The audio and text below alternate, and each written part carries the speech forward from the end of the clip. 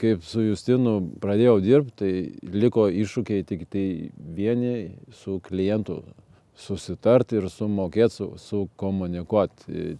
Techniškai padaryti stogą nėra sudėtinga. Pagrindinis problema būna, kad arba žmogus tavim pasitikė ir leidžia priimti už jį tos sprendimus, arba jisai nepasitikė ir kai neturėdamas tų techninių žinių, jisai nori vis tiek spręsti tos klausimus, tai tada atsiranda tos pagrindinės problemos.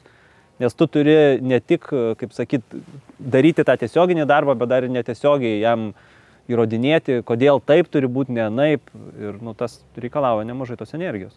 Ventiliuojamas fasadas kainuoja 3-4 kartus brangiau negu paprastas iš putploščio ir su struktūra. Tad jeigu norite ventiliuojamo fasado, pasiruoškite papildomai pinigėlių biškį. O ką žmogus išlošia pasirinkdamas ventiliuojamą fasadą?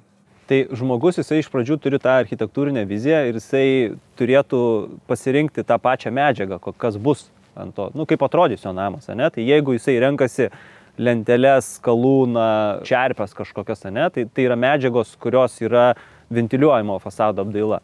Tai fasadas ar ventiliuojamas, ar neventiliuojamas užduoda apdaila. Kaip tu nori, kad atrodyt? Jeigu tu nori lentelių čerpę arba skalūno, tai tu jo nesuklijuosi ant polistirolo. Tai reiškia, reikalinga ventiliuojama sistema.